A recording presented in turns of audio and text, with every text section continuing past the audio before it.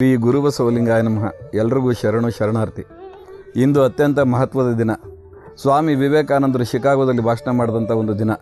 1893 September 11ನೇ ತಾರೀಕು ಸ್ವಾಮೀಜಿ ನಮ್ಮ ದೇಶದ ಬಗ್ಗೆ ಇದ್ದಂಥ ಅನೇಕ ನೀಚ ವಿಚಾರಗಳನ್ನು ಹೋಗಲಾಡಿಸೋದ್ರ ಮೂಲಕವಾಗಿ ಹಿಂದೂ ಧರ್ಮವನ್ನು ಮತ್ತು ರಾಷ್ಟ್ರದ ಒಂದು ಏಕತೆಯನ್ನು ಮತ್ತು ರಾಷ್ಟ್ರದ ತನ್ನದೇ ಆದಂಥ ಒಂದು ಸಾಮರ್ಥ್ಯ ಏನಿತ್ತು ಅದನ್ನು ಜಗತ್ತಿಗೆ ಸಾರಿದಂಥ ಒಂದು ಮಹತ್ವದ ದಿನ. ಸ್ವಾಮಿ ವಿವೇಕಾನಂದರು ಪರಿವ್ರಾಜಕ ಸನ್ಯಾಸಿಯಾಗಿ ದೇಶವನ್ನು ಸುತ್ತಿದ್ರು. ಅರಮನೆ ಗುರುಮನೆಗಳಲ್ಲಿ ವಾಸವಿದ್ದು ಅಲ್ಲಿ ಕಷ್ಟ ನಷ್ಟಗಳನ್ನೆಲ್ಲ ಅನುಭವಿಸೋದ್ರ ಮೂಲಕವಾಗಿ ಅವರೇನು ಮಾಡ್ತಾರೆ, ಕನ್ಯಾಕುಮಾರಿಗೆ ಬಂದು ಅಲ್ಲಿ ಏಕಾಂತದಲ್ಲಿ ಕುಂತು ಧ್ಯಾನ ಮಾಡಬೇಕು ಅಂತೇಳಿ ಆ ದೋಣಿಯವನನ್ನು ಕೇಳ್ತಾರೆ. ಆದರೆ ದೋಣಿಯವನು ಕಾಸು ಕೇಳ್ತಾನೆ, ಇವ್ರ ಹತ್ರ ಕಾಸು ಇರೋದೇ ಇಲ್ಲ. ಇವರು ಹಿಂದೆ ಮುಂದೆ ಆಲೋಚನೆ ಮಾಡದೆ ಸಮುದ್ರಕ್ಕೆ ಜಿಗದೇ ಬಿಡ್ತಾರೆ. ಆಮೇಲೆ ಬಂಡೆ ಮೇಲೆ ಕುಂತು 3 ದಿವಸ ಅನ್ನ ಆಹಾರವಿಲ್ಲದೆ ಹಗಲು ರಾತ್ರಿ ಏಕಾಂತದಲ್ಲಿ ಕುಂತು ಧ್ಯಾನ ಮಾಡ್ತಾರೆ. ಅಯ್ಯೋ ನನ್ನ ಬಡ ಭಾರತವೇ, ಅಲ್ಲಿ ಹೇಳ್ತಾರೆ ಅವರು, ಶಕ್ತಿಶಾಲಿನಿ, ನನಗೆ ಮುಕ್ತಿ ಬೇಡ, ನನಗೆ ಮೋಕ್ಷ ಬೇಡ, ನನ್ನ ರಾಷ್ಟ್ರದಲ್ಲಿರ್ತಕ್ಕಂಥ ಕೋಟಿ ಕೋಟಿ ದೀನರನ್ನು, ದಲಿತರನ್ನ, ಮಹಿಳೆಯರನ್ನ ಉದ್ಧಾರ ಮಾಡುವಂಥ ಮಾರ್ಗವನ್ನು ತೋರು ಅಂತೇಳಿ ಕಣ್ಣೀರು ಸುರಿಸಿದಂಥ ಮಹಾನುಭಾವ ಯಾರಪ್ಪ ಅಂತ ಹೇಳಿದ್ರೆ ಸ್ವಾಮಿ ವಿವೇಕಾನಂದರು. ಸರಿ, ಇವ್ರು ಏನು ಮಾಡಿದ್ರು, ಅಮೇರಿಕ ಪ್ರವಾಸವನ್ನು ಕೈಗೊಂಡರು. ಶಿಕಾಗೋ ನಗರವನ್ನು ಸೇರಿದ್ರು. ಅಲ್ಲಿ ಭಾರಿ ಕಾಸ್ಟ್ಲಿ ಆದಂಥ ಒಂದು ಕಾರಣಕ್ಕೋಸ್ಕರವಾಗಿ ಕೆಲವರು ಹೇಳ್ತಾರೆ ಬಾಸ್ಟನ್ ನಗರಕ್ಕೆ ಹೋಗಿ ಅಲ್ಲಿ ಸ್ವಲ್ಪ ಚೀಪಾಗಿರುತ್ತೆ ಅಂತೇಳಿ ಅಲ್ಲಿ ಕ್ಯಾಥರಿನ್ ಎನ್ನುವಂಥ ಒಬ್ಬ ಮಹಿಳೆಯ ಪರಿಚಯವಾಗುತ್ತೆ.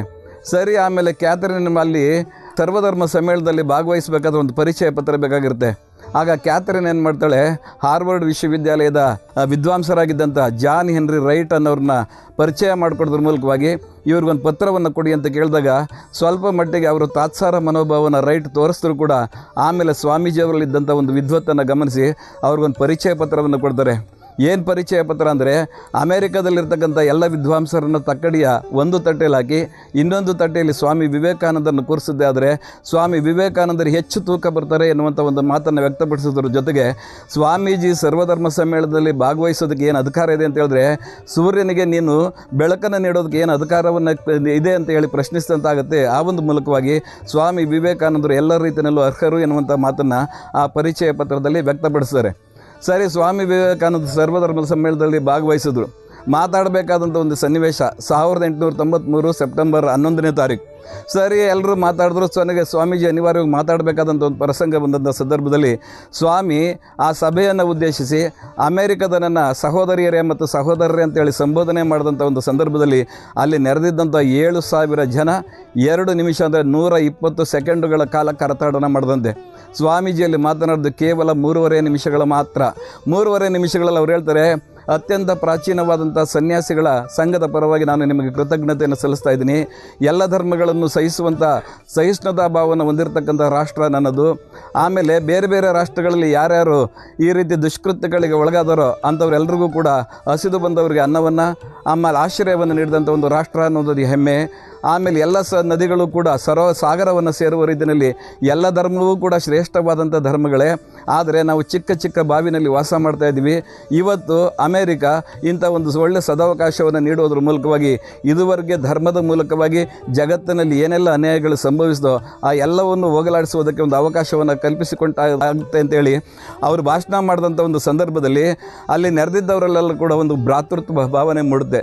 ಇಂಥ ಒಬ್ಬ ಮಹಾನುಭಾವ ಅದುವರೆಗೆ ನಮ್ಮ ರಾಷ್ಟ್ರದ ಬಗ್ಗೆ ಏನೆಲ್ಲ ತಪ್ಪು ಕಲ್ಪನೆಗಳಿತ್ತು ಅಂತ ಹೇಳಿದ್ರೆ ಇದೊಂದು ಅನಾಗರಿಕವಾದಂಥ ರಾಷ್ಟ್ರ, ಹಾವಾಡಿಗರ ರಾಷ್ಟ್ರ, ಎತ್ತಂಥ ಮಕ್ಕಳನ್ನ ಮೊಸಳೆ ಬಾಯಿಗೆ ಬಿಸಾಕ್ತಾರೆ.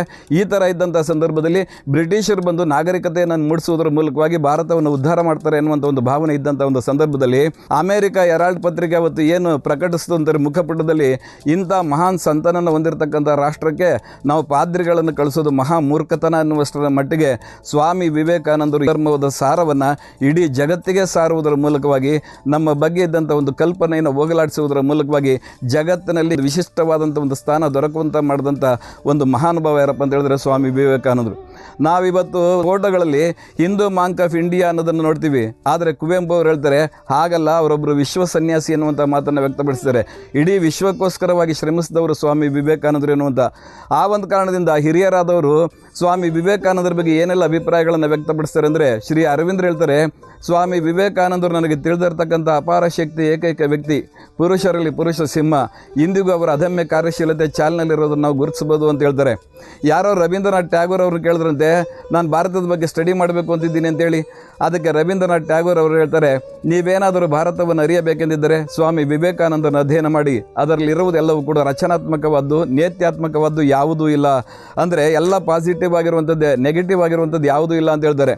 ರಾಷ್ಟ್ರಪಿತ ಅಂತೇಳಿ ಮಹಾತ್ಮ ಗಾಂಧೀಜಿಯವರನ್ನು ನಾವು ಗುರುತಿಸ್ತೀವಿ, ದೇಶಕ್ಕೆ ಸ್ವಾತಂತ್ರ್ಯವನ್ನು ತಂದುಕೊಟ್ರು ಅಂತೇಳಿ.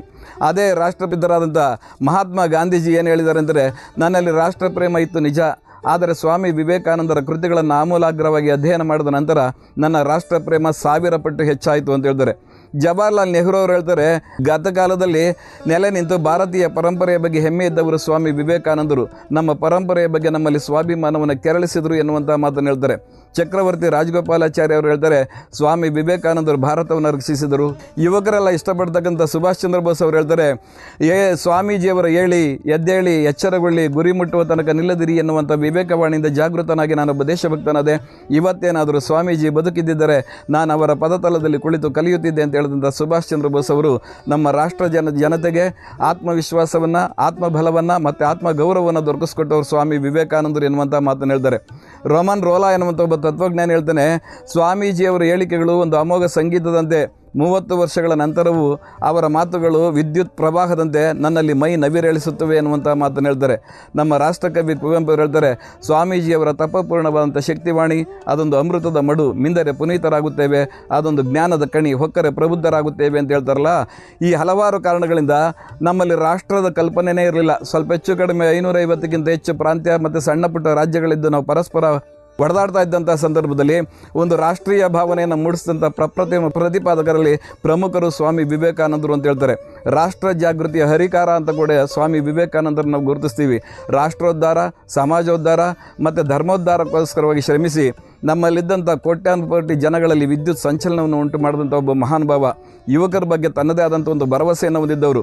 ನಮ್ಮ ಯುವಕರೆಲ್ಲರೂ ಕೂಡ ಜಾಗೃತರಾಗಿ ಸ್ವಾಮಿ ವಿವೇಕಾನಂದರ ಸಂದೇಶಗಳನ್ನು ಅಧ್ಯಯನ ಮಾಡದೇ ಆದರೆ, ಸ್ವಾಮಿ ವಿವೇಕಾನಂದರು ಹೇಳ್ತಾರೆ, ಅಶಿಷ್ಟರು, ದೃಢಿಷ್ಠರು, ಬಲಿಷ್ಠರು, ಮೇಧಾವಿಗಳು ಆಗಿರ್ತಕ್ಕಂಥ ಕಬ್ಬಿಣದಂಥ ಮಾಂಸ ಕಂಡ ಉಕ್ಕಿನಂತಹ ನರಮಂಡಲಿರ್ತಕ್ಕಂಥ 100 ಜನ ಯುವಕರು ಸಿಕ್ಕಲಿ ಈ ಸಮಾಜವನ್ನೇ ಬದಲಾವಣೆ ಮಾಡಬಲ್ಲೆ ಅಂತ ಹೇಳಿದ್ರಲ್ಲ. ಆ ರೀತಿಯಾಗಿ ಶಾರೀರಿಕ ಶಕ್ತಿ, ಬೌದ್ಧಿಕ ಶಕ್ತಿ ಮತ್ತು ನೈತಿಕ ಶಕ್ತಿ ಇರ್ತಕ್ಕಂಥ ನಮ್ಮ ಯುವ ಜನಾಂಗ, ಅದು ಅಲ್ಲದೆ 21ನೇ ಶತಮಾನವನ್ನು ಭಾರತದ ಶತಮಾನ ಅಂತೇಳಿ ನಾವು ಗುರುತಿಸ್ತಾ ಇದ್ದೀವಲ್ಲ, 60%ಕ್ಕಿಂತ ಹೆಚ್ಚು ಯುವಕರು ಇರ್ತಕ್ಕಂಥ ರಾಷ್ಟ್ರ ಅಂದರೆ ಭಾರತ. ಎಲ್ಲ ಯುವಕರು ಕೂಡ ಸ್ವಾಮಿ ವಿವೇಕಾನಂದರ ಸಂದೇಶಗಳನ್ನು ವಿಶೇಷವಾಗಿ ಅಧ್ಯಯನ ಮಾಡಿ ಅವರ ಸಂದೇಶಗಳನ್ನು ಅನುಷ್ಠಾನಗೊಳಿಸುವುದರ ಮೂಲಕವಾಗಿ ಪಾಲನೆ ಮಾಡದೆ ಆದರೆ ಖಂಡಿತ ಅಬ್ದುಲ್ ಕಲಾಂ ಅವರಾಗಲಿ, ಸ್ವಾಮಿ ವಿವೇಕಾನಂದರಾಗಲಿ ಏನೆಲ್ಲ ಕನಸುಗಳನ್ನು ಕಂಡರು, ನಮ್ಮ ಎಲ್ಲ ಕನಸುಗಳನ್ನು ನನಸು ಮಾಡ್ತಕ್ಕಂಥ ಶಕ್ತಿ ನಮ್ಮ ಯುವ ಜನತೆಗಿರುವಂಥ ಕಾರಣದಿಂದ ಎಲ್ಲರೂ ಕೂಡ ಇಂಥ ಸುದಿನವಾದ ಸ್ವಾಮಿ ವಿವೇಕಾನಂದರು ಶಿಕಾಗೋದಲ್ಲಿ ಭಾಷಣ ಮಾಡಿದಂಥ ದಿನವೂ ಸೇರಿದಂತೆ ಸ್ವಾಮಿ ವಿವೇಕಾನಂದರ ಸಂದೇಶಗಳನ್ನು ಅಧ್ಯಯನ ಮಾಡಿ ನಿಮ್ಮ ಜೀವನದಲ್ಲಿ ಅಳವಡಿಸ್ಕೊಳ್ಳಿ. ಸ್ವಾಮೀಜಿ ಮತ್ತು ಏನೆಲ್ಲ ಕನಸುಗಳನ್ನು ಕಂಡರು ಎಲ್ಲ ಕನಸುಗಳನ್ನು ನನಸು ಮಾಡಬಲ್ತಕ್ಕಂಥ ಶಕ್ತಿ ನಿಮ್ಮೆಲ್ಲರಿಂದಲೂ ಇರೋದ್ರಿಂದ ಸ್ವಾಮಿ ವಿವೇಕಾನಂದರು ಹೇಳಿದ್ದಾರೆ, ನಿನ್ನ ಏಳಿಗೆ ನೀನೇ ಶಿಲ್ಪಿ ಅಂತ ಹೇಳಿದ್ದಾರೆ. ನಿಮ್ಮ ಆಲೋಚನೆಗಳೇ ನಿಮ್ಮ ಜೀವನವನ್ನು ರೂಪಿಸುತ್ತವೆ. ಆದ್ದರಿಂದ ಸದಾ ನಿಮ್ಮ ಆಲೋಚನೆಗಳ ಬಗ್ಗೆ ಎಚ್ಚರದಿಂದಿರಿ. ನೀನು ಮನುಷ್ಯನಾಗಿ ಹುಟ್ಟಿದ್ದೀಯ, ಎದ್ದೇಳಿ ಕಾರ್ಯೋನ್ಮುಖರಾಗಿ ಜೀವನವಾದರೂ ಎಷ್ಟು ಕಾಲ. ನೀವು ಮನುಷ್ಯರಾಗಿ ಹುಟ್ಟಿದಿರಲ್ಲ, ನಿಮ್ಮ ನೆನಪಿಗೆ ಏನಾದರೂ ಒಂದನ್ನು ಬಿಟ್ಟು ಹೋಗಿ ಅಂತ ಹೇಳ್ತಾರೆ. ನೀವು ಪಾಶ್ಚಾತ್ಯರನ್ನ ಅನುಕರಣೆ ಮಾಡುವುದರಿಂದ ಪಾಶ್ಚಾತ್ಯರಾಗರಿ, ಒಂದು ವೇಳೆ ಪಾಶ್ಚಾತ್ಯರಾದರೆ ಸತ್ತಂತೆಯೇ ಸರಿ ಎನ್ನುವಂಥ ಮಾತನ್ನು ಕೂಡ ವ್ಯಕ್ತಪಡಿಸ್ತಾರೆ. ನಾವು ಇತ್ತೀಚೆಗೆ ಆಧ್ಯಾತ್ಮಿಕತೆಯಿಂದ ದೂರವಾಗ್ತಾ ಇದ್ದೀವಲ್ಲ, ನೀವೇನಾದರೂ ಆಧ್ಯಾತ್ಮಿಕತೆಯಿಂದ ದೂರವಾದರೆ ಕೇವಲ 3 ತಲೆಮಾರುಗಳಲ್ಲಿ ನಿಮ್ಮ ಜನಾಂಗವೇ ಸರ್ವನಾಶವಾಗುತ್ತೆ ಎನ್ನುವಂಥ ಸ್ವಾಮೀಜಿಯವರ ಸಂದೇಶ 100ಕ್ಕೆ 100ರಷ್ಟು ಸತ್ಯ ಎನ್ನುವಂಥ ಭಾವನೆಯನ್ನು ಮನಸ್ಸಿನಲ್ಲಿ ಇಟ್ಕೊಂಡು ಮಹಾನ್ ಸಂತರಾದಂಥ ಸ್ವಾಮಿ ವಿವೇಕಾನಂದರ ಸಂದೇಶಗಳನ್ನು ಅಧ್ಯಯನ ಮಾಡಿ ಅಳವಡಿಸ್ಕೊಳ್ಳೋದ್ರ ಮೂಲಕ ನಾವೆಲ್ಲರೂ ರಾಷ್ಟ್ರದ ಪ್ರಗತಿಗೋಸ್ಕರವಾಗಿ ಶ್ರಮಿಸೋಣ. ಎಲ್ರಿಗೂ ಶರಣು ಶರಣಾರ್ಥಿ.